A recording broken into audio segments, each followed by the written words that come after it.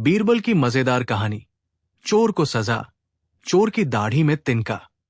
एक बार बादशाह अकबर के महल के शाही खजाने से कुछ कीमती सामान चोरी हो गया। अकबर बहुत चिंतित हुए और उन्होंने तुरंत बीरबल को बुलाया। अकबर ने कहा, बीरबल, हमारे खजाने में चोरी हो गई है। ये काम किसी बाहरी व्यक्ति का नहीं हो सकता, क्योंकि महल में सख्त पहरा रहता है। मुझे लगता है कि ये हमारे नौकरों में से किसी एक की करतूत है। तुम जल्द से जल्द चोर का पता लगाओ। बीरबल ने फौरन सभी महल के नौकरों को इकट्ठा किया। उन्होंने देखा कि सभी डरे हुए और चिंतित लग रहे थे। बीरबल बोले, देखो, जो भी चोर है वो खुद ही पकड़ा जाएगा। मैं अभी एक साधु बाबा से मिलकर आया हूं और उन्होंने मुझे एक जादुई छड़ी दी है।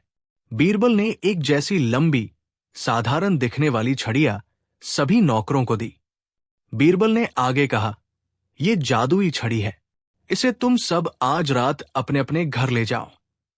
चोर की छड़ी आज रात को अपने आप 2 इंच लंबी हो जाएगी।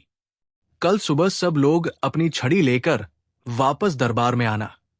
जिसकी छड़ी लंबी मिलेगी वही चोर होगा। ये सुनकर सभी नौकर अपनी अपनी छड़ियां लेकर चले गए। अगली सुबह सभी नौकर दरबार में अपनी छड़ियां लेकर हाजिर हुए। बीरबल ने एक एक करके सबकी छड़ियों को देखा।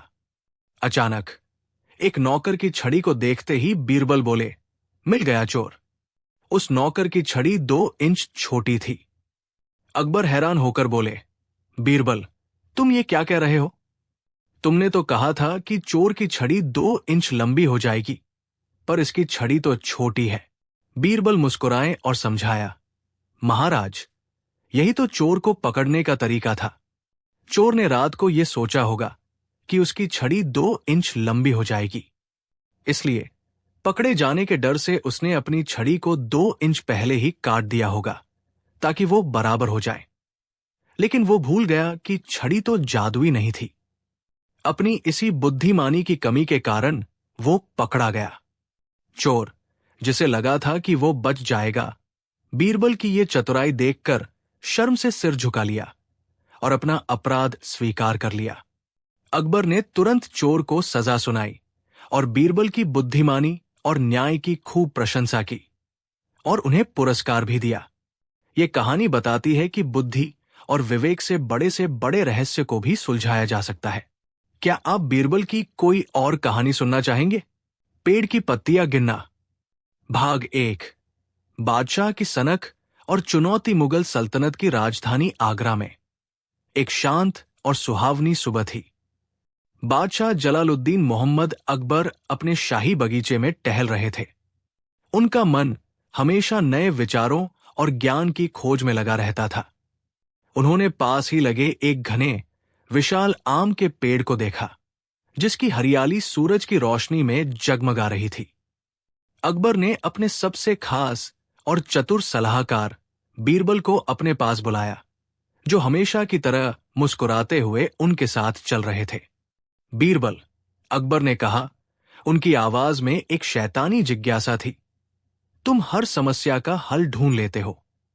क्या तुम बता सकते हो कि इस आम के पेड़ पर ठीक ठीक कितनी पत्तियां हैं? बीरबल ने एक क्षण के लिए ऊपर देखा। पेड़ इतना विशाल था कि उसकी शाखाएं दूर दूर तक फैली हुई थी और पत्तियां इतनी घनी थी कि उन्हें गिनने का विचार भी असंभव लग रहा था। ये एक ऐसी चुनौती थी जिसका उद्देश्य बीरबल को परेशान करना या दरबारियों के सामने उन्हें नीचा दिखाना हो सकता था। लेकिन बीरबल ने इसे एक मजेदार खेल के रूप में लिया। जहां पनाह, बीरबल ने शांत और आत्मविश्वास भरी मुस्कान के साथ उत्तर दिया, यह बहुत ही सरल है। ये तो एक बच्चे का खेल है, लेकिन क्या आप ये प्रश्न पूछकर अपने अमूल्य समय का अपव्यय नहीं कर रहे हैं? अकबर चौंक गए। सरल? क्या तुम कह रहे हो कि तुम इस पेड़ की हर एक पत्ती की गिनती कर सकते हो? निश्चित रूप से, जहां पनाह, बीरबल ने झुककर जवाब दिया, मुझे बस थोड़ा समय चाहिए। शाही दरबार में यह खबर तुरंत फैल गई।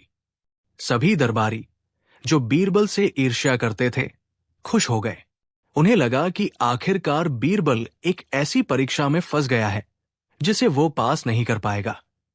राजा ने आदेश दिया, ठीक है बीरबल, मैं तुम्हें 1 सप्ताह का समय देता हूं। तुम्हें पत्तियों की सटीक संख्या बतानी होगी। अगर तुम्हारी संख्या गलत निकली तो तुम्हें दरबारियों के सामने कड़ी सजा मिलेगी। बीरबल ने चुनौती स्वीकार कर ली। भाग 2, विरोधियों का उपहास और बीरबल की चाल। अगले कुछ दिनों तक बीरबल बगीचे में गए ही नहीं। वो अपने घर में आराम से बैठे रहे, अपनी बीवी और बच्चों के साथ बातें करते रहे और अपनी दैनिक सरकारी जिम्मेदारियां निभाते रहे। इधर दरबार में 2 ईर्ष्यालु दरबारी, जिनका नाम मुल्ला 2 प्याजा और फजल था, बीरबल का उपहास करने लगे। मुल्ला 2 प्याजा ने कहा, देखो फजल, शेर का शिकार करने वाला शिकारी अब पत्तियां गिनने में लगा है। क्या तुमको लगता है कि उसने गिनती शुरू कर दी होगी? फजल ने हंसते हुए कहा, नहीं मुल्ला साहब, उसे पता है कि यह असंभव है। वो अपनी हार की योजना बना रहा होगा। इस बार बादशाह के सामने उसकी बुद्धिमानी काम नहीं आएगी। अकबर भी ये सब देख रहे थे। एक दिन उन्होंने बीरबल को दरबार में बुलाया। बीरबल, 7 दिन पूरे होने वाले हैं। तुमने अब तक कितनी पत्तियां गिनी? मुझे तो कोई गिनती करने वाला दिखाई नहीं दिया। बीरबल ने सिर झुकाया और बोले, जहांपनाह, मैंने गिनती का काम शुरू कर दिया है और मेरा मानना है कि गिनती पूरी हो चुकी है। सभी दरबारी अवाक रह गए। मुल्ला 2 प्याजा ने तुरंत टोक दिया, झूठ, ये झूठ है। इस पेड़ पर हजारों लाखों पत्तियां हैं। कोई भी इंसान बिना मशीनों के 1 सप्ताह में इनकी गिनती नहीं कर सकता। बीरबल समय बर्बाद कर रहे थे। बीरबल मुस्कुराए और बादशाह की ओर देखकर बोले, ये सच है कि मैंने उस पेड़ की हर पत्ती को खुद नहीं गिना, लेकिन मैंने इस काम के लिए अपने सबसे भरोसेमंद सहायक नियुक्त किए हैं। और वो सहायक कौन है? अकबर ने उत्सुकता से पूछा। बीरबल ने उत्तर दिया, वे हैं हमारे शाही कौवे क्रोज। भाग 3, बीरबल का अंतिम जवाब। निर्धारित दिन पूरा दरबार शाही बगीचे में उसी आम के पेड़ के नीचे इकट्ठा हुआ। अकबर सिंहासन पर बैठे थे। उनके चेहरे पर संदेह और जिज्ञासा का मिश्रण था। बीरबल, तुम्हारा समय समाप्त हुआ। मुझे उस पेड़ पर पत्तों की सटीक संख्या बताओ। बीरबल ने पूरी विनम्रता और आत्मविश्वास के साथ घोषणा की, जहांपनाह, इस पेड़ पर कुल 2,75,483 2,75,483 पत्तियां हैं। पूरा दरबार सन्नाटे में डूब गया। मुल्ला 2 प्याजा तुरंत गरज उठा, असंभव, ये सरासर मनगढ़ंत संख्या है। कोई भी इस बात को साबित नहीं कर सकता। अकबर ने गंभीरता से बीरबल की ओर देखा। बीरबल, यदि ये संख्या गलत हुई तो क्या होगा? बीरबल ने हाथ जोड़कर कहा, जहांपनाह, ये संख्या बिल्कुल सही है। यदि आप मेरी गिनती पर विश्वास नहीं करते हैं तो हमारे पास इसे साबित करने के 2 तरीके हैं। वो क्या? अकबर ने पूछा। बीरबल ने उत्तर दिया, पहला तरीका, जांच। जहांपनाह, आप अपने सबसे भरोसेमंद आदमियों को नियुक्त कर सकते हैं। वे एक एक करके पेड़ की पत्तियों को गिन सकते हैं। यदि गिनती मेरी संख्या से ज्यादा आती है तो इसका मतलब होगा कि गिनती के दौरान कुछ किवे पास के पेड़ से पत्तियां लेकर आए थे, क्योंकि वे मेरे सहायक हैं और शायद मेरी मेहनत की सराहना कर रहे थे। यदि गिनती मेरी संख्या से कम आती है तो इसका मतलब है कि गिनती के दौरान कुछ कौवे पत्तियां उड़ाकर ले गए थे, क्योंकि वे मेरी संख्या को साबित करने में मदद कर रहे थे। पूरा दरबार हंसी से गूंज उठा, क्योंकि सब जानते थे कि लाखों पत्तियों को गिनना लगभग असंभव है। इस जवाब से बादशाह बहुत प्रसन्न हुए, लेकिन उन्होंने दूसरा तरीका जानना चाहा। दूसरा तरीका, साबित करना, द रियल प्रूफ। बीरबल ने कहा, जहांपनाह, दूसरा और सबसे सरल तरीका यह है कि आप मुल्ला 2 प्याजा और फजल जैसे ईर्ष्यालु दरबारियों को यह काम सौंपे। अगर वे मेरी संख्या को गलत साबित करना चाहते हैं तो उन्हें यह गिनती पूरी करनी होगी। अकबर ने देखा कि मुल्ला 2 प्याजा और फजल के चेहरे फीके पड़ गए थे। लाखों पत्तियां गिनने का काम उन्हें एक भयानक सजा जैसा लगा। अंत में बीरबल ने अपनी चतुराई का सबसे बड़ा वार किया। और सबसे महत्वपूर्ण बात, जहांपनाह, अगर मेरी संख्या गलत होती है तो इसका मतलब केवल एक ही है कि मुझे आपके शाही बगीचे के पेड़ की पत्तियों की संख्या जानने की कोई आवश्यकता नहीं थी, क्योंकि मेरे पास पहले से ही मेरे मन में सही संख्या थी और यह सिर्फ आपको संतुष्ट करने के लिए थी। बादशाह अकबर ठहाका मारकर हंस पड़े। उन्होंने बीरबल को गले लगाया और कहा, बीरबल, तुम सच में इस दुनिया के सबसे चतुर आदमी हो। तुम मुझे हमेशा एक नई सीख देते हो। तुम ये जानते हो कि असंभव चुनौतियों का जवाब देने का सबसे अच्छा तरीका यह है कि उन्हें हास्य और तर्क से संभव बना दिया जाए। अकबर ने बीरबल को सोने की मोहरों से भरा एक बड़ा थैला और एक विशेष सम्मान दिया। भाग 1, बादशाह का नया सवाल। बसंत का मौसम था। आगरा के शाही महल के आसपास हरियाली छाई हुई थी और पूरा वातावरण मधुर संगीत से गूंज रहा था। इस संगीत का प्रमुख स्रोत था कोयल। उनकी कुहू कुहू की आवाजें मन को मोह रही थी।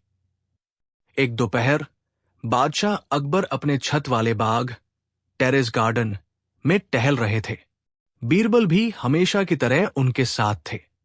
अकबर ने चारों ओर के वातावरण को महसूस किया और अचानक उनके मन में एक अजीबोगरीब सवाल आया, जैसा कि अक्सर उन्हें बीरबल की परीक्षा लेने के लिए आता था। अकबर ने कोयल की आवाज की ओर इशारा करते हुए बीरबल से पूछा, बीरबल, सुनो, क्या तुम जानते हो कि इस पूरे आगरा शहर में ठीक ठीक कितनी कोयलें हैं? ये प्रश्न सुनते ही बीरबल मुस्कुराए। उन्हें पता था कि बादशाह सिर्फ उनकी हाजिर जवाबी को देखना चाहते हैं। यह सवाल उतना ही बेतुका था जितना कि पेड़ के पत्ते गिनना या आकाश के तारे गिनना। जहांपनाह, बीरबल ने विनम्रता से कहा, यह एक बहुत ही महत्वपूर्ण प्रश्न है, क्योंकि कोयलें हमारे शाही शहर में खुशी और बसंत का संदेश लाती है। दरबार के अन्य दरबारी, जो हमेशा बीरबल को मुश्किल में फंसा हुआ देखना चाहते थे, फुसफुसाने लगे। उन्हें लगा कि इस बार बीरबल हार मान लेंगे, क्योंकि उड़ने वाले पक्षियों की गिनती करना तो पत्तों की गिनती से भी ज्यादा असंभव है। मुल्ला दो प्याजा ने कानाफूसी की। अब क्या करेगा ये चतुर? क्या ये कोयल को पकड़कर पिंजरे में रखेगा और गिनती करेगा? अकबर ने मुस्कान छिपाते हुए कहा, तो बीरबल, क्या तुम मुझे संख्या बता सकते हो? अगर तुम ये नहीं कर पाए तो मैं मानूंगा कि तुम्हारी बुद्धिमानी सिर्फ साधारण मसलों तक ही सीमित है। बीरबल ने आंखें बंद की, जैसे वो ध्यान लगा रहे हों, और फिर आत्मविश्वास से बोले, जहांपनाह, आप मुझे थोड़ा समय दें। मैं कल ही आपको सटीक संख्या बताऊंगा। भाग 2, विरोधियों की ईर्ष्या और बीरबल की गणना। अगले दिन पूरा दरबार उत्सुकता से भरा हुआ था। हर कोई ये जानने को बेचैन था कि बीरबल ने कोयलें कैसे गिनी होंगी। कुछ लोग तो रात भर जागकर ये देखने की कोशिश कर रहे थे कि बीरबल ने गणना के लिए कौन सा तरीका अपनाया है। बीरबल उस दिन भी अपने घर से दरबार आए, लेकिन उनके हाथ में कोई जाल, पिंजरा या गिनती का कोई औजार नहीं था। वो बिल्कुल सामान्य दिख रहे थे। जब दरबार लगा तो अकबर ने औपचारिक रूप से बीरबल को आदेश दिया, बीरबल, मेरे सवाल का जवाब दो। आगरा में कितनी कोयलें हैं? बीरबल ने आगे आकर झुककर प्रणाम किया और अपनी गंभीर आवाज में घोषणा की, जहांपनाह, हमारे शहर आगरा में ठीक 17,533 कोयले हैं। दरबार में एक बार फिर सन्नाटा छा गया। दरबारी अविश्वास से बीरबल को घूरने लगे। मुल्ला दो प्याजा तुरंत खड़ा हुआ और चिल्लाया, ये सरासर झूठ है। ये संख्या मनगढ़ंत है। कोयले एक जगह नहीं रुकती, वे उड़ती है, आती जाती है। बीरबल ने कोई गिनती नहीं की है। बादशाह अकबर भी थोड़ा हैरान थे। उन्होंने बीरबल से पूछा, बीरबल, ये एक बहुत ही सटीक संख्या है, तुम इसे कैसे साबित कर सकते हो? अगर ये गलत निकली तो तुम जानते हो ना। भाग 3, बीरबल का बेमिसाल जवाब। बीरबल ने अपनी मुस्कान चौड़ी की और अपनी हाजिर जवाबी का प्रदर्शन किया। जहांपनाह, बीरबल ने शांति से कहा, मैं जानता हूं कि मेरे विरोधियों को मेरी बात पर यकीन नहीं हो रहा है, और ये संख्या साबित करने के लिए मेरे पास एक नहीं बल्कि दो बेमिसाल तरीके हैं जो आपकी बुद्धिमानी पर भी खरे उतरेंगे। अकबर ने कहा, ठीक है, अपने तरीके बताओ। बीरबल ने अपना पहला तर्क दिया। पहला तरीका, कौवों की मदद, चेकिंग द क्रोज। जहां अपना, यदि आपको मेरी संख्या पर जरा भी संदेह है तो आप तुरंत अपने सबसे तेज सिपाहियों को नियुक्त करें और उन्हें पूरे शहर में भेज दें। उन्हें उन सभी कोयल के बच्चों को गिनना चाहिए जिन्हें कौवे पाल रहे हैं। आप जानते हैं कि कोयले अपने अंडे कौवों के घोंसले में देती है। यदि गिनती मेरी संख्या से ज्यादा आती है तो इसका मतलब है कि कुछ कोयले हमारे शहर घूमने आई है और उन्हें वापस भेजने के लिए हमें कुछ इंतजाम करना होगा। यदि गिनती मेरी संख्या से कम आती है तो इसका मतलब है कि कुछ कोयले अपने रिश्तेदारों से मिलने शहर से बाहर गई हुई है और उन्हें वापस लाने के लिए हमें कुछ संदेशवाहकों को भेजना होगा। यह सुनकर दरबार में हंसी का फव्वारा फूट पड़ा। अकबर अपनी हंसी नहीं रोक पाए। उन्होंने कहा, वाह बीरबल, तुम हमेशा एक असंभव काम का दूसरा नाम ढूंढ निकालते हो। फिर बीरबल ने दूसरा और निर्णायक तर्क दिया। दूसरा तरीका, गणना की चुनौती। जहांपना, मेरा दूसरा तरीका सरल और अचूक है। मैंने अपने सहायकों को लगाकर यह संख्या प्राप्त की है। यदि मुल्ला दो प्याजा या फजल को लगता है कि मेरी संख्या गलत है तो मैं उन्हें यह चुनौती देता हूं। वे स्वयं एक एक कोयल को गिनकर इस संख्या को गलत साबित करें। जब तक वे ऐसा नहीं कर देते तब तक मेरी संख्या ही सही मानी जाएगी। ये सुनते ही मुल्ला दो प्याजा और फजल दोनों चुप हो गए और उनके चेहरे का रंग उड़ गया। वे जानते थे कि उड़ती हुई कोयलों को गिनने का काम उन्हें जीवन भर जेल में रहने की सजा से भी बुरा लगेगा। अकबर ने जोर से हंसते हुए बीरबल की बुद्धिमानी की सराहना की। उन्होंने बीरबल को इनाम दिया और कहा, बीरबल, तुम सचमुच लाजवाब हो। तुम हर मुश्किल सवाल को अपनी हाजिर जवाबी और हास्य से एक मजाकिया पहेली में बदल देते हो। यह कहानी हमें सिखाती है कि जब कोई आपसे बेतुका या असंभव सवाल पूछे तो उसका जवाब देने का सबसे अच्छा तरीका यह है कि आप भी एक तर्कसंगत रूप से बेतुका और आत्मविश्वास से भरा जवाब दें। बुद्धि का प्रयोग हमेशा कठोर परिश्रम से बेहतर होता है। क्या आप अकबर बिरबल की कहानियों से जुड़े किसी और विषय पर कहानी सुनना चाहेंगे, जैसे बीरबल का त्यागपत्र भाग 1, नगर की चिंता और बीरबल का अवलोकन। मुगल साम्राज्य की राजधानी आगरा अपने गौरव और भव्यता के लिए प्रसिद्ध थी। शहर की सड़कें चौड़ी और व्यस्त थी, जिन पर हाथी, घोड़े, ऊंट, पालकियां और अनगिनत पैदल यात्री दिन भर चलते रहते थे। बादशाह जलालुद्दीन मोहम्मद अकबर चाहते थे कि उनके राज्य में हर नागरिक सुरक्षित और खुशहाल रहे। लेकिन पिछले कुछ समय से नगर में एक छोटी मगर गंभीर समस्या उत्पन्न हो गई थी। सड़कों पर, विशेषकर बाजार की मुख्य सड़कों पर, छोटी छोटी और नुकीली कीलें दिखने लगी थी। ये कीलें कहां से आ रही थी, कोई नहीं जानता था। हो सकता है कि ये पुरानी टूटी हुई गाड़ियों के पहियों से गिरी हों या फिर कारीगरों की दुकानों से अनजाने में फेंक दी गई हों। समस्या का विस्तार, इन कीलों के कारण कई छोटी बड़ी दुर्घटनाएं होने लगी थी। पशुओं की चोट, सबसे ज्यादा नुकसान घोड़ों और बैलगाड़ियों के बैलों को हो रहा था। उनकी खुरों में कीलें चुभ जाती थी, जिससे वे लंगड़ाने लगते थे और उनका काम रुक जाता था। गाड़ियों का नुकसान, कई बैलगाड़ियों के पहियों के लकड़ी के रिम्स क्षतिग्रस्त हो रहे थे। जनता की पीड़ा, सबसे गरीब लोग जो नंगे पांव चलते थे, उनके पैरों में कीले चुभने से गंभीर घाव हो जाते थे। नगर के मुखियाओं, कोतवालों ने प्रयास किए, सिपाहियों को झाड़ू लगाने का आदेश दिया गया, लेकिन समस्या जस की तस बनी रही। किसी को समझ नहीं आ रहा था कि इस अनियंत्रित समस्या को कैसे रोका जाए। एक शाम बादशाह अकबर को इस बारे में शिकायत मिली। वो क्रोधित हुए। क्या हमारे शाही नगर के कोतवाल इतने निकम्मे हैं कि वे सड़क से कुछ कीले भी नहीं हटा सकते। यदि नागरिक सड़कों पर सुरक्षित नहीं है, तो ये हमारी शाही व्यवस्था पर प्रश्न चिन्ह है। बीरबल हमेशा की तरह शांत और चिंतनशील बगल में खड़े थे। जहां पनाह, बीरबल ने कहा, समस्या कीले हटाने की नहीं है, समस्या यह है कि लोग जिम्मेदारी लेना नहीं चाहते। क्या मतलब? अकबर ने पूछा। अगर लोग जिम्मेदारी नहीं लेंगे तो क्या तुम खुद झाड़ू लगाओगे? बीरबल मुस्कुराए। नहीं जहां पनाह, मैं ये सुनिश्चित करूंगा कि सड़क पर चलने वाला हर व्यक्ति अपनी जिम्मेदारी समझे, और इस समस्या का समाधान भी उसी में छिपा है। अकबर ने उत्सुकता से पूछा, ठीक है बीरबल, मैं तुम्हें ये समस्या सौंपता हूं। अगर तुम ये छोटी सी कील वाली समस्या हल कर पाए तो मैं समझूंगा कि तुम बड़ी से बड़ी समस्या का हल कर सकते हो। भाग 2, बीरबल का कीमती समाधान। अगले दिन बीरबल ने कोई सिपाही नहीं भेजा, न कोई नया झाड़ू लगाने वाला रखा।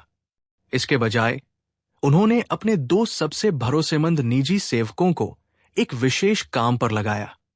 बीरबल ने अपने सेवकों को 500 सोने के सिक्के दिए और उन्हें एक विशेष आदेश दिया, तुम नगर के सबसे व्यस्त चौराहे के पास जाओ। जब भी तुम्हें सड़क पर कोई कील पड़ी हुई मिले तो तुम उसे उठाओगे और उसे कचरे के ढेर में फेंकने के बजाय उसे साफ कपड़े से पोंछकर एक डिब्बे में रख लोगे। और सबसे जरूरी बात, उस कील को उठाने वाले व्यक्ति को एक सोने का सिक्का इनाम में दोगे। सेवक हैरान थे, कूड़े के बदले सोने का सिक्का? लेकिन उन्होंने अपने स्वामी के आदेश का पालन किया। H4 सोने का प्रभाव H4। अगले दिन बाजार में खबर आग की तरह फैल गई, कीलों के बदले सोना।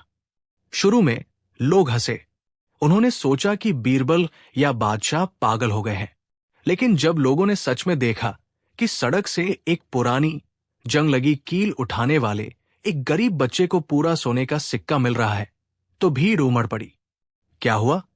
लालच का उदय। नागरिकों में अचानक सड़कों पर कीले ढूंढने की होड़ लग गई।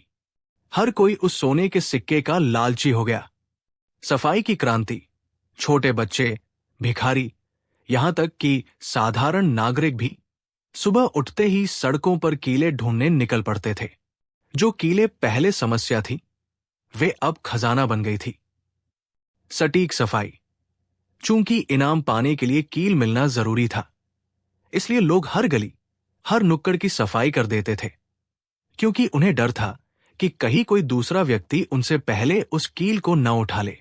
एक सप्ताह के भीतर आगरा की मुख्य सड़कें क्या, आसपास की गलियां भी कीलों से पूरी तरह मुक्त हो गई। सड़क इतनी साफ हो गई कि उस पर पड़ा एक छोटा सा कंकर भी तुरंत नजर आ जाता था। भाग 3, अकबर का आश्चर्य और बीरबल का तर्क। एक सप्ताह बाद बादशाह अकबर ने बीरबल को बुलाया। बीरबल, चमत्कार हो गया।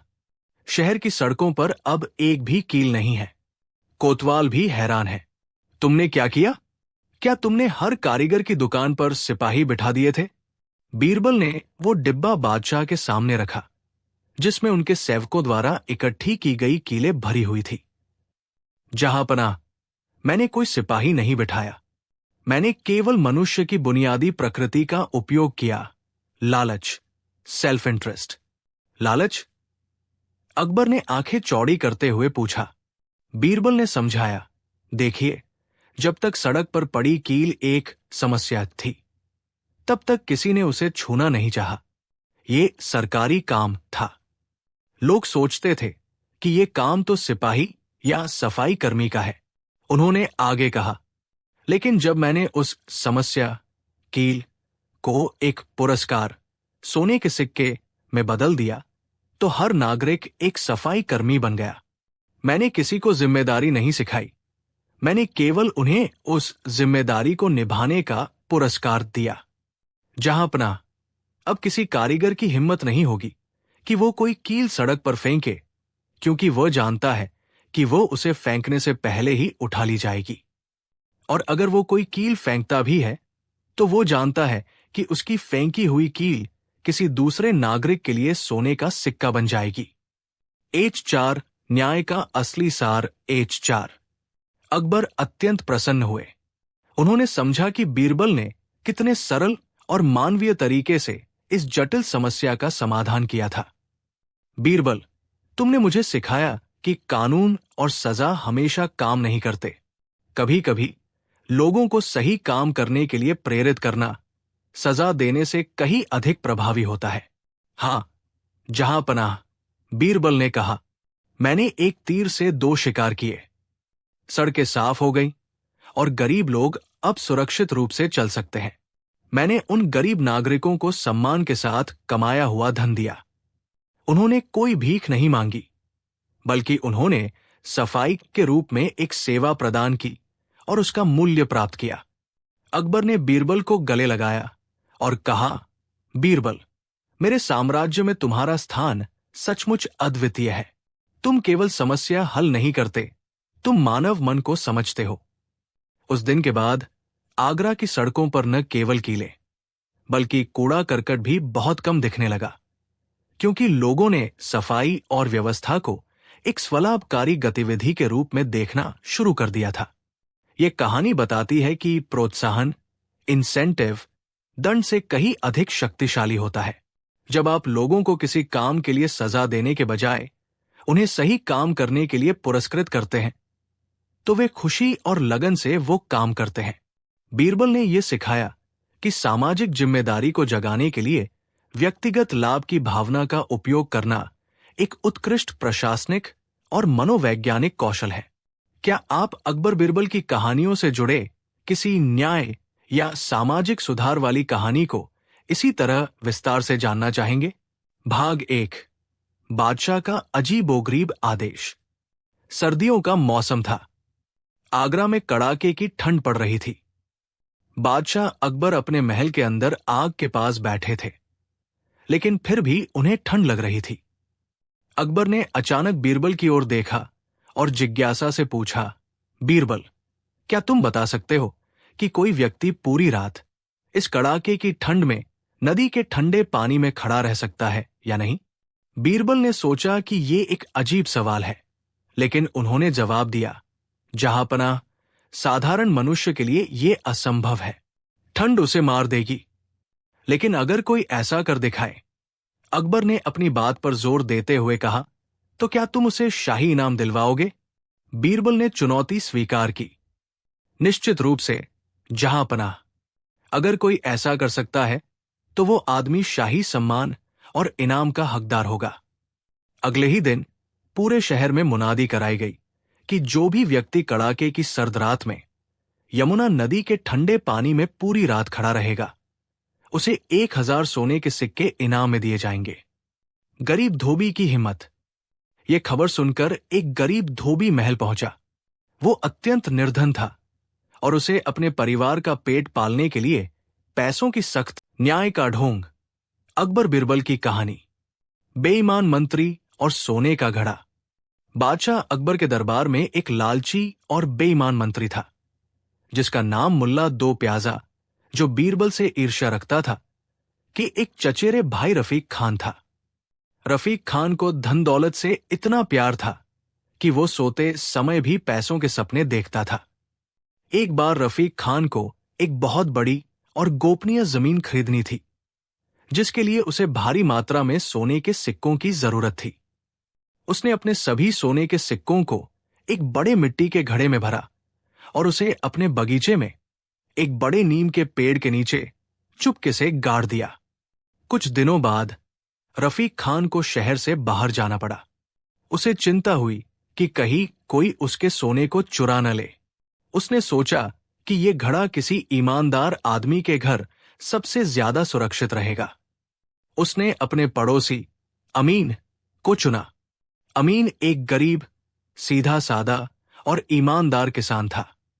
रफीक खान अमीन के पास गया और उससे कहा, भाई अमीन, मैं कुछ दिनों के लिए शहर से बाहर जा रहा हूं। मेरे पास ये मिट्टी का घड़ा है जिसमें मैंने गेहूं भरकर रखे हैं। मैं चाहता हूं कि तुम इसे अपने घर में सुरक्षित रख लो। मेरे लौटने पर मैं इसे वापस ले लूंगा। अमीन ने सहर्ष हामी भर दी और घड़ा अपने घर में एक कोने में रख दिया। लालच का उदय। लगभग 2 महीने बाद रफीक खान शहर वापस आया।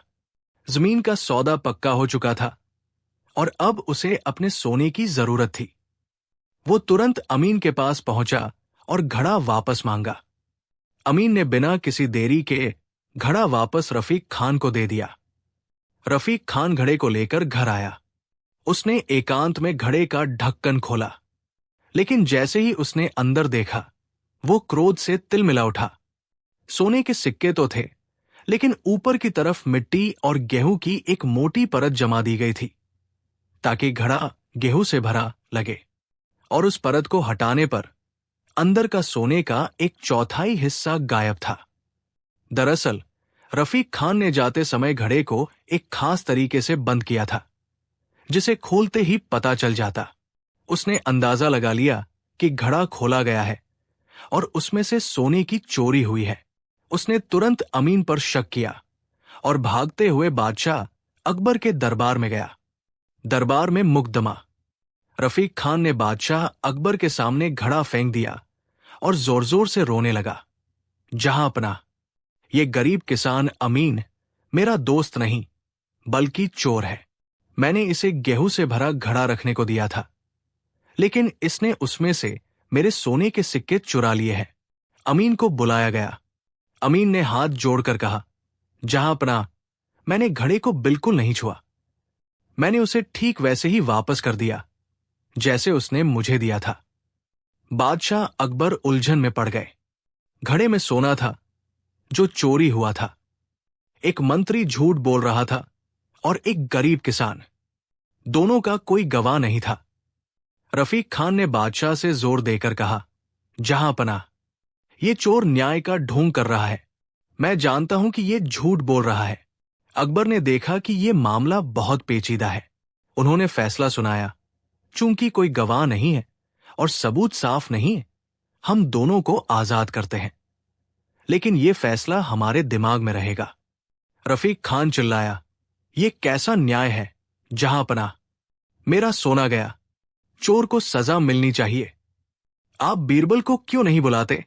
वो हमेशा सही न्याय करते हैं। अकबर ने सहमति जताते हुए बीरबल को बुलाया। बीरबल की चाल। बीरबल ने पूरी कहानी सुनी, घड़े को देखा और कुछ देर सोचा। उन्हें तुरंत समझ आ गया कि रफीक खान ही असली चालाक और बेईमान व्यक्ति है, जो अपनी चोरी को छिपाने के लिए न्याय का ढोंग कर रहा है। बीरबल ने बादशाह से कहा, जहांपनाह, इस मामले में न्याय करना बहुत आसान है, बशर्ते हम कुछ दिनों के लिए न्याय का ढोंग करें। बीरबल ने रफीक खान से कहा, ठीक है खान साहब, मुझे पता है कि अमीन बेईमान है, लेकिन बिना सबूत के हम उसे सजा नहीं दे सकते। इसलिए हम एक चाल चलते हैं। तुम कल सुबह इसी घड़े में फिर से सोने के सिक्के भरकर अमीन के घर रखने जाओ, ये सोचकर कि तुम उसे दूसरी बार मूर्ख बना रहे हो। वो जरूर इस बार भी सिक्के चुराएगा। इस बार हम छिपकर देखेंगे और उसे रंगे हाथों पकड़ लेंगे। रफीक खान की आंखें चमक उठीं। उसने सोचा, क्या बेवकूफ है बीरबल, मेरा सोना वापस पाने का कितना अच्छा तरीका है। उसने तुरंत हाँ कह दी। अगले दिन रफीक खान खुशी खुशी घड़ा लेकर अमीन के घर पहुंचा। उसने अमीन से कहा, मुझे कुछ और काम के लिए बाहर जाना पड़ रहा है। ये लो गेहूं का एक और घड़ा, तुम इसे फिर से रख लो। अमीन ने आश्चर्य से घड़ा ले लिया। ढोंग का पर्दाफाश। जब रफीक खान चला गया तो बीरबल, जो छिपकर ये सब देख रहे थे, तुरंत अमीन के घर पहुंचे। बीरबल ने अमीन से कहा, अमीन, क्या तुमने रफीक खान का वो पहला घड़ा खोला था? अमीन घबराया नहीं। उसने शांति से कहा, नहीं हुजूर, मैंने उसे बिल्कुल नहीं छुआ था। बीरबल ने मुस्कुराते हुए कहा, मैं जानता हूं कि तुम झूठ नहीं बोल रहे हो, लेकिन आज सुबह रफीक खान ने तुम्हें जो दूसरा घड़ा दिया है, उसे खोलो। जब अमीन ने दूसरा घड़ा खोला तो उसमें सोने के सिक्के भरे थे। बीरबल ने कहा, अब तुम ईमानदारी से बताओ, इन दोनों घड़ों में क्या अंतर है? अमीन ने जवाब दिया, हुजूर, मैंने पहला घड़ा नहीं खोला था, इसलिए मुझे नहीं पता था कि उसमें सोना है। मैंने सोचा कि उसमें सचमुच गेहूं है, लेकिन अगर मैंने पहला घड़ा खोला होता और उसमें से सोना चुराया होता तो आज मैं कभी भी ये दूसरा घड़ा स्वीकार नहीं करता। मुझे पता होता कि घड़ा देने वाला मुझे फंसा रहा है। बीरबल ने बादशाह अकबर को पूरी बात बताई। बीरबल ने समझाया, जहांपनाह, अगर अमीन बेईमान होता और उसने पहले घड़े से सोना चुराया होता तो वो आज दूसरा घड़ा कभी स्वीकार नहीं करता, क्योंकि वो जानता कि अब वो पकड़ा जाएगा। वो जानता था कि पहले घड़े में सोना था, इसलिए उसने दूसरे घड़े को भी गेहूं समझा। ये उसकी ईमानदारी का सबसे बड़ा सबूत है। रफीक खान का न्याय का ढोंग पकड़ा गया। वो सिर्फ अपनी चोरी छिपी हुई संपत्ति वापस लेने के लिए अमीन को चोर साबित करने का नाटक कर रहा था। बादशाह अकबर ने रफीक खान को कड़ी सजा दी और उससे चोरी किया हुआ सोना वापस दिलवाया। बीरबल ने साबित कर दिया कि ईमानदारी ही सच्चा न्याय है और लालची लोग अक्सर अपने लालच को छिपाने के लिए न्याय का ढोंग करते हैं, लेकिन वे हमेशा अपनी ही चाल में फंस जाते हैं। क्या आप अकबर बीरबल की कोई और रोचक कहानी सुनना चाहेंगे या किसी और विषय पर कुछ जानना चाहेंगे? कवि का अपमान, भाग एक। उदास स्माइली अभिमानी कवि का दरबार में आगमन। कवि की डींगे। मुगल साम्राज्य की राजधानी आगरा में एक समय ऐसा आया जब दूर दराज के राज्यों से विद्वान और कलाकार बादशाह अकबर के दरबार में अपनी प्रतिभा दिखाने के लिए आने लगे। इन्हीं में से एक था पंडित जगन्नाथ नाम का एक कवि, जो अपनी कविता से ज्यादा अपनी अहंकार के लिए मशहूर था। पंडित जगन्नाथ का मानना था कि दुनिया में उनसे बड़ा कवि, उनसे ज्यादा शब्दों का धनी और उनसे ज्यादा प्रभावशाली वक्ता कोई नहीं है। वो जब भी किसी प्रांत में जाता तो वहां के कवियों का अपमान करके आता था। जगन्नाथ ने कई छोटे राज्यों के दरबारों में अपनी धाक जमा ली थी और अब उसकी अंतिम महत्वाकांक्षा थी अकबर के दरबार में जाकर बीरबल को नीचा दिखाना और खुद को सर्वश्रेष्ठ कवि घोषित करवाना। दरबार में चुनौती। एक दिन पंडित जगन्नाथ बड़े ठाठबाट से अकबर के दरबार में पहुंचे। उन्होंने सिर झुकाने की भी जहमत नहीं उठाई और सीधे मंच के पास खड़े हो गए। बादशाह अकबर ने उन्हें बैठने के लिए कहा, लेकिन जगन्नाथ ने हाथ के इशारे से मना कर दिया। जगन्नाथ ने एक ऊंची आवाज में कहा, जहांपनाह, मैं पंडित जगन्नाथ, मैं कविता का सागर हूं और मेरे सामने दुनिया के सारे कवि मात्र नाले के समान हैं। मैंने सुना है कि आपके दरबार में एक बीरबल नाम का व्यक्ति है जो अपनी बुद्धिमानी के लिए प्रसिद्ध है। मैं देखना चाहता हूं कि क्या उसकी बुद्धि मेरी कविता की गरिमा को समझ भी सकती है। बादशाह अकबर को यह रवैया बिल्कुल पसंद नहीं आया। उनके दरबार में कभी किसी ने इतना अहंकार नहीं दिखाया था। सभी दरबारी गुस्से में थे, खासकर मुल्ला दो प्याजा, जिसे लगा कि अब बीरबल की जगह ये नया अभिमानी कवि लेगा। बीरबल हमेशा की तरह मुस्कुराते हुए शांति से बैठे रहे। बीरबल का सीधा वार। बादशाह अकबर ने बीरबल की ओर देखा और कहा, बीरबल, ये पंडित जगन्नाथ तुम्हें चुनौती दे रहा है, तुम क्या कहते हो? बीरबल खड़े हुए। उन्होंने पंडित जगन्नाथ को सिर से पांव तक देखा। फिर उन्होंने मुंह खोला, लेकिन कविता की तारीफ करने या लड़ने की बजाय उन्होंने एक बिल्कुल ही अप्रत्याशित बात कही। बीरबल ने कहा, जहांपनाह, मैं मानता हूं कि पंडित जी एक महान कवि है, लेकिन मुझे लगता है कि इनकी कविता में थोड़ा सा वजन कम है। पंडित जगन्नाथ भड़क उठे। क्या कहा? वजन कम है? मेरी कविता में शब्दों का इतना बल है कि वो पत्थरों को पिघला सकती है। तुम कैसे कह सकते हो कि मेरी कविता में वजन कम है?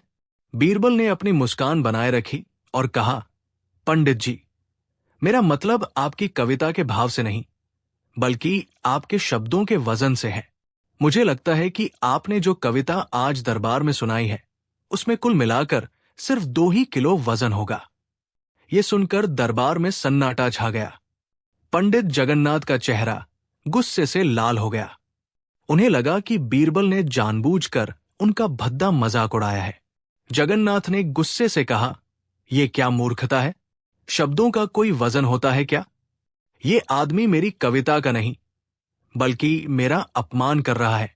बीरबल ने तुरंत बादशाह की ओर देखा और कहा, जहांपना, पंडित जी अपने मुंह से कहते हैं कि उनकी कविता में वजन होता है, लेकिन जब मैंने वजन बता दिया तो इन्हें बुरा लग रहा है। या तो ये झूठ बोलते हैं या फिर ये मेरी बुद्धि का मजाक उड़ा रहे हैं। बादशाह अकबर ने देखा कि बीरबल ने एक ही झटके में अभिमानी कवि को झूठा या मूर्ख साबित करने की स्थिति में ला दिया है। अपमान की आग। पंडित जगन्नाथ अपनी बेइज्जती बर्दाश्त नहीं कर पाए। उनका सारा अहंकार चूर चूर हो गया। उन्होंने प्रतिज्ञा की, बीरबल, तुमने मेरा अपमान किया है, मैं तुम्हारी इस बेइज्जती का बदला जरूर लूंगा। मैं तुम्हें भी एक ऐसी मुश्किल में डालूंगा जिससे तुम कभी बाहर नहीं निकल पाओगे। पंडित जगन्नाथ गुस्से में दरबार से चले गए। अकबर ने बीरबल से पूछा कि उन्होंने ऐसा मजाक क्यों किया, लेकिन बीरबल सिर्फ मुस्कुराए और कहा, जहांपना, यह कहानी का पहला भाग था। अब इंतजार कीजिए कि वो अभिमानी कवि क्या करता है। इस भाग का अंत। अभिमानी कवि पंडित जगन्नाथ बीरबल द्वारा 2 किलो वजन वाले अपमान से तिलमिला उठे हैं और उन्होंने बीरबल से बदला लेने की कसम खाई है। क्या आप जानना चाहेंगे कि पंडित जगन्नाथ ने बीरबल से बदला लेने के लिए कौन सी चालाकी भरी योजना बनाई? अगले भाग 2 में पढ़े जरूर। यहां प्रस्तुत है अकबर बीरबल की मशहूर कहानी कवि का अपमान का दूसरा विस्तृत और मजेदार भाग, जहां अभिमानी कवि बदला लेने के लिए एक खतरनाक योजना बनाता है।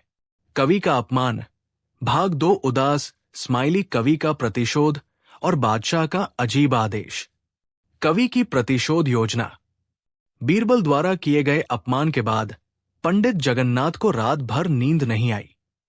वो एक मामूली दरबारी से अपनी बेइज्जती बर्दाश्त नहीं कर पा रहे थे। उनकी सारी विद्वता और अहंकार उस 2 किलो वजन वाले मजाक के नीचे दब गया था। जगन्नाथ ने प्रतिशोध लेने की कसम खाई। उन्होंने सोचा कि बीरबल की सबसे बड़ी ताकत उसकी बुद्धि और हाजिर जवाबी है। अगर उसे ऐसी स्थिति में डाला जाए जहां वो न तो बोल सके और नहीं अपनी बुद्धि का प्रयोग कर सके, तभी बदला पूरा होगा। पंडित जगन्नाथ ने अगले कुछ दिन बादशाह अकबर के करीब रहने वाले मंत्रियों, खासकर मुल्ला दो प्याजा से दोस्ती बढ़ाई। उन्होंने मुल्ला दो प्याजा को अपनी योजना बताई। बीरबल को ऐसी चुनौती दी जाए जिसमें उसे अपनी आंखें और मुंह बंद रखने पड़े। बादशाह के कान भरना। मुल्ला दो प्याजा तो हमेशा बीरबल को नीचा दिखाने के लिए तैयार रहते थे। उन्होंने बादशाह अकबर से अकेले में मुलाकात की। मुल्ला दो प्याजा ने कहा, जहांपना, मैंने सुना है कि बीरबल ने पंडित जगन्नाथ का बहुत अपमान किया, जिससे हमारी सल्तनत की बदनामी हुई। बीरबल का अहंकार अब बहुत बढ़ गया है। अकबर ने पूछा, तो तुम क्या चाहते हो? मुल्ला ने फुसफुसाते हुए कहा, मैं चाहता हूं कि आप बीरबल की बुद्धि की एक आखिरी परीक्षा लें, जिससे पता चले कि उसकी बुद्धिमत्ता हमेशा हाजिर जवाबी पर निर्भर करती है या वह सचमुच हर हाल में बुद्धिमान रहता है। मुल्ला दो प्याजा ने बादशाह के सामने जगन्नाथ की पूरी योजना रखी। उन्होंने कहा, आप बीरबल को आदेश दें कि वो दरबार में लगातार 7 दिनों तक उपस्थित रहें, लेकिन इन 7 दिनों में वो एक शब्द भी नहीं बोलेगा। उसका मुंह बंद रहेगा। वो अपनी आंखें नहीं खोलेगा। वो अंधा होने का नाटक करेगा। वो एक कागज का टुकड़ा या कोई भी लिखने की सामग्री अपने पास नहीं रखेगा। मुल्ला ने कहा, अगर वो 7 दिन इस तरह रहकर भी किसी भी सवाल का जवाब बिना बोले दे दे तो उसकी बुद्धिमानी सिद्ध होगी, वरना उसे दरबार छोड़ना पड़ेगा। अकबर को यह चुनौती बहुत मजेदार लगी। उन्होंने सोचा कि इस तरह बीरबल की हाजिर जवाबी की परीक्षा ली जा सकेगी। बादशाह ने तुरंत मुल्ला की शर्त मान ली। अजीबोगरीब आदेश। अगले दिन दरबार में अकबर ने एक अजीबोगरीब फरमान जारी किया। बादशाह अकबर ने कहा, हम चाहते हैं कि हमारा वजीर खास बीरबल अगले 7 दिनों तक एक विशेष साधना करे। इस साधना के दौरान बीरबल को बिना बोले और आंखें बंद करके दरबार में बैठना होगा। बादशाह ने बीरबल से पूछा, क्या तुम ये चुनौती स्वीकार करते हो? बीरबल बीरबल को तुरंत समझ आ गया कि ये किसी और की नहीं बल्कि पंडित जगन्नाथ के प्रतिशोध की योजना है। आंखें बंद, मुंह बंद, लिखना मना। इसका मतलब था कि बीरबल को अपनी सारी शक्तियों का त्याग करना पड़ेगा। लेकिन बीरबल ने हमेशा की तरह मुस्कुराते हुए सहमति में सिर हिला दिया। 7 दिनों तक बीरबल ने वैसा ही किया जैसा उन्हें आदेश दिया गया था। वो दरबार में आते, आंखें बंद करके बैठ जाते और एक शब्द भी नहीं बोलते। पंडित जगन्नाथ और मुल्ला दो प्याजा खुशी से फूले नहीं समा रहे थे। उन्हें लगा कि उन्होंने बीरबल को पूरी तरह से हरा दिया है। कवि का प्रश्न। जब छठा दिन आया तो पंडित जगन्नाथ ने मौके का फायदा उठाया। जगन्नाथ ने बादशाह से कहा, जहांपना, मैं बीरबल से एक अंतिम प्रश्न पूछना चाहता हूं। चूंकि वो बोल नहीं सकते, इसलिए मैं चाहता हूं कि वो इस प्रश्न का उत्तर सिर्फ इशारों से दें। अकबर ने अनुमति दी। पंडित जगन्नाथ बीरबल के ठीक सामने खड़े हुए और उन्होंने अपनी उंगली से आसमान की ओर इशारा किया। इसका मतलब था, सबसे बड़ा कौन है? ईश्वर ऊपर है या बादशाह नीचे? यह प्रश्न ऐसा था कि इसका उत्तर देना बहुत मुश्किल था। अगर बीरबल ईश्वर कहते तो बादशाह का अपमान होता, और अगर बादशाह कहते तो धर्म का अपमान। पंडित जगन्नाथ ने सोचा कि अब बीरबल या तो गलत जवाब देकर सजा पाएंगे या फिर कोई जवाब नहीं दे पाएंगे और हार मान लेंगे। इस भाग का अंत। बीरबल आंखें बंद किए और मुंह बंद रखे बैठे हैं। अभिमानी कवि जगन्नाथ ने एक ऐसा प्रश्न, ईश्वर या बादशाह, पूछा है जिसका जवाब इशारों से देना लगभग असंभव है, और अगर दिया गया तो वो खतरनाक साबित हो सकता है।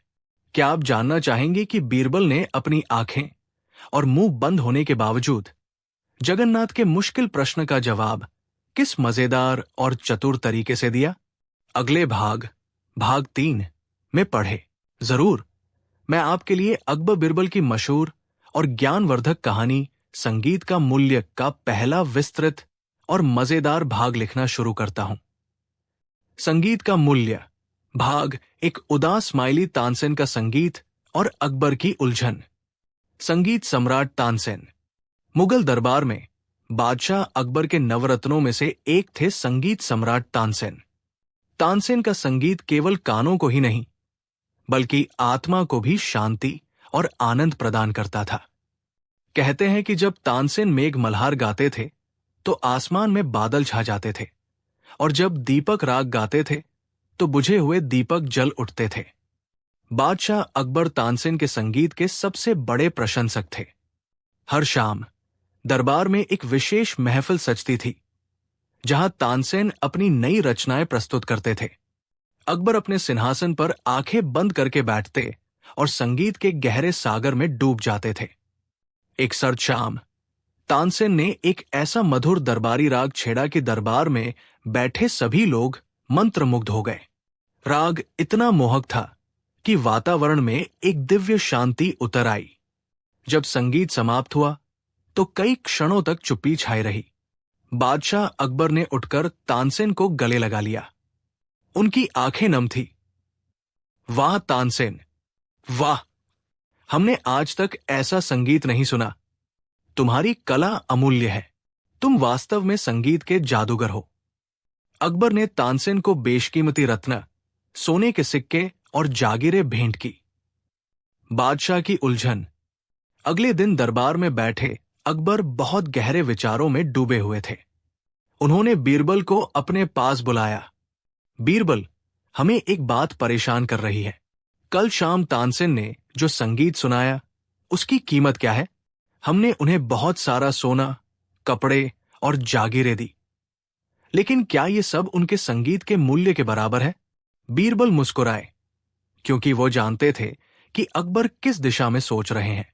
अकबर ने आगे कहा, हम तुम्हें सच बताते हैं बीरबल, जब तानसेन गाते हैं तो हमें लगता है कि उनकी कला के सामने ये सोने चांदी सब तुच्छ है। अगर हम उन्हें अपना पूरा खजाना भी दे दें तो भी उनकी कला का मूल्य चुकाया नहीं जा सकता।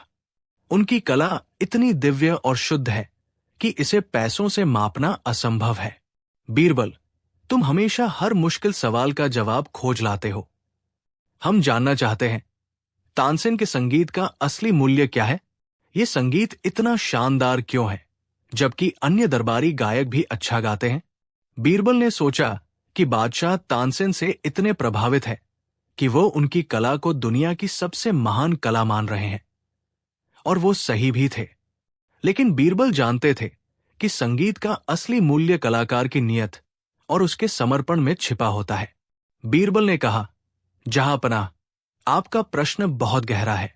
मैं जल्दबाजी में इसका उत्तर नहीं दे सकता। मुझे इसका सही मूल्य जानने के लिए कुछ समय और एक छोटी सी यात्रा की आवश्यकता होगी। अकबर ने अनुमति दी। उन्होंने बीरबल को वेश बदलकर इस रहस्य का पता लगाने की आज्ञा दी। बीरबल की योजना। बीरबल ने बादशाह से कहा, जहांपनाह, हमें इस रहस्य को सुलझाने के लिए तानसेन के संगीत से भी बेहतर संगीत सुनना होगा। केवल तभी हम तुलना कर पाएंगे और बता पाएंगे कि हमारे तानसेन का संगीत इतना शुद्ध क्यों है। अकबर चौंक गए। क्या? तानसेन से बेहतर संगीत? बीरबल, तुम जानते हो कि ऐसा कोई गायक इस धरती पर नहीं है। बीरबल ने आत्मविश्वास से कहा, हुजूर, शायद आप सही हों, लेकिन मुझे एक जगह का पता है जहां तानसेन से भी अच्छा संगीत सुनने को मिल सकता है। लेकिन वहां जाने के लिए हमें साधारण व्यक्ति का वेश धारण करना होगा। अकबर उत्सुकतावश बीरबल के साथ जाने को तैयार हो गए। अब बीरबल की योजना ये थी कि वो अकबर को संगीत की एक ऐसी दुनिया से परिचित कराएं जो दरबारी लालच और दिखावे से दूर शुद्ध समर्पण पर आधारित हो। इस भाग का अंत। बादशाह अकबर तानसेन के संगीत के मूल्य को लेकर उलझन में है। बीरबल ने चुनौती स्वीकार कर ली है और अब वो अकबर के साथ वेश बदलकर एक बेहतर संगीत की तलाश में यात्रा पर निकलने वाले हैं, ताकि वो संगीत का वास्तविक मूल्य सिद्ध कर सकें। क्या आप जानना चाहेंगे कि बीरबल अकबर को कहाँ ले गए और उन्हें तानसेन से भी बेहतर संगीत कहाँ मिला? अगले भाग 2 में पढ़े। जरूर। यहां प्रस्तुत है अकबर बीरबल की ज्ञानवर्धक कहानी संगीत का मूल्य का दूसरा विस्तृत और मजेदार भाग, जहां बादशाह और बीरबल वेश बदलकर एक अनोखी यात्रा पर निकलते हैं। संगीत का मूल्य भाग 2, उदास स्माइली बीरबल की योजना और वेश बदलकर यात्रा। वेश बदलकर यात्रा। बीरबल ने अकबर से वादा किया था कि वो उन्हें तानसेन से भी बेहतर संगीत सुनाएंगे। इस रहस्य को सुलझाने के लिए बीरबल ने अकबर के साथ रात में चुपके से महल छोड़ दिया। बादशाह और बीरबल दोनों ने साधारण किसान का वेश धारण किया। अकबर को ऐसी साधारण यात्रा पर निकलना बहुत अजीब लग रहा था, लेकिन बीरबल पर उनके विश्वास ने उन्हें आगे बढ़ने के लिए प्रेरित किया। कुछ दिनों की यात्रा के बाद वे एक हरे भरे वन क्षेत्र के पास पहुंचे। बीरबल ने अकबर को एक छोटी सी पहाड़ी की तलहटी में रुकने को कहा। अकबर ने उत्सुकता से पूछा, बीरबल, हम कहाँ आ गए? यहां तो कोई महल या संगीतकार दिखाई नहीं दे रहा। तुम कहाँ का बेहतर संगीत सुनने की बात कर रहे थे? बीरबल मुस्कुराए और रहस्यमय तरीके से कहा, जहांपनाह, दुनिया का सबसे शुद्ध संगीत अक्सर भीड़ भाड़ और चमक दमक से दूर एकांत में पाया जाता है। संगीत का स्रोत। बीरबल ने अकबर को पहाड़ी की ओर ऊपर इशारा करते हुए कहा, हुजूर, तानसेन के गुरु स्वामी हरिदास इसी पर्वत पर निवास करते हैं। वो एकांत में साधना करते हैं और कभी किसी दरबार में नहीं जाते। अकबर चौंक उठे। क्या? तानसेन के गुरु? तो तुम हमें उनके पास लाए हो? लेकिन हमें पता है कि स्वामी हरिदास किसी भी कीमत पर, यहां तक कि हमारे आग्रह पर भी, कभी दरबार में नहीं आएंगे। वो किसी को गाकर नहीं सुनाते। बीरबल ने अपनी दाढ़ी सहलाई और कहा, जहांपनाह, स्वामी जी किसी के लिए नहीं गाते, लेकिन ईश्वर के लिए तो गाते ही हैं, और हम उनका संगीत छिपकर सुनेंगे। बीरबल ने अकबर को समझाया कि स्वामी हरिदास को पता नहीं चलना चाहिए कि कोई महान व्यक्ति उन्हें सुन रहा है, अन्यथा वो गाना बंद कर देंगे। छिपकर संगीत सुनना। रात का समय था। बीरबल और अकबर दोनों छिपकर स्वामी हरिदास की कुटिया के पास पहुंचे। उन्होंने झाड़ियों के पीछे छिपकर इंतजार करना शुरू किया। कुछ ही देर बाद कुटिया के अंदर से एक दिव्य और मधुर स्वर सुनाई दिया। स्वामी हरिदास आंखें बंद करके पूरी तल्लीनता और भक्ति के साथ गा रहे थे। स्वामी हरिदास का संगीत इतना शुद्ध, इतना भावपूर्ण और इतना पवित्र था कि अकबर ने जीवन में पहले कभी ऐसा अनुभव नहीं किया था। उस संगीत में कोई दरबारी नखरा नहीं था, कोई लालच नहीं था, कोई दिखावा नहीं था। वो संगीत सीधे आत्मा से निकलकर आत्मा तक पहुंच रहा था। अकबर की आंखें भर आई। वो पूरी तरह से मंत्रमुग्ध हो गए। उन्हें लगा जैसे स्वर्ग के द्वार खुल गए हों और स्वयं ईश्वर उनका संगीत सुन रहे हों। तानसेन का संगीत भी महान था, लेकिन इस संगीत के सामने वो कम लग रहा था। जब संगीत रुका तो अकबर बहुत देर तक चुप रहे। उन्होंने कांपते हुए स्वर में बीरबल से पूछा, बीरबल, ये क्या था? हमने अपनी पूरी जिंदगी में ऐसा शुद्ध और अद्भुत संगीत कभी नहीं सुना। ये सचमुच अमूल्य है। अकबर ने तुरंत बीरबल से कहा, हमें तुरंत स्वामी हरिदास को बुलाना चाहिए और उन्हें सोने, जवाहरात और जागीरों से लाद देना चाहिए। उनकी कला इस धरती पर सबसे ऊंची है। बीरबल ने धीरे से अकबर का हाथ पकड़ लिया और कहा, जहां पनाह, अभी रुकिए। स्वामी जी को पता नहीं चलना चाहिए कि हमने उनका संगीत सुना है। और अब हमारे पास आपके पहले सवाल का जवाब जानने के लिए एक अंतिम कदम बाकी है। अगले दिन अकबर और बीरबल वापस आगरा के लिए रवाना हो गए। अकबर के दिमाग में अब सिर्फ एक ही सवाल था, अगर स्वामी हरिदास इतना अच्छा गाते हैं तो तानसेन उनके जैसा क्यों नहीं गा पाते? इस भाग का अंत। अकबर ने तानसेन से भी बेहतर संगीत स्वामी हरिदास का सुन लिया है और पूरी तरह से प्रभावित है। अब वो जानना चाहते हैं कि तानसेन, जो उनके शिष्य हैं, अपने गुरु जितना शुद्ध और भावपूर्ण संगीत क्यों नहीं गा पाते। क्या आप जानना चाहेंगे कि बीरबल ने इस रहस्य को कैसे सुलझाया और बादशाह अकबर को संगीत का वास्तविक मूल्य कैसे समझाया? अगले भाग 3 में पढ़े।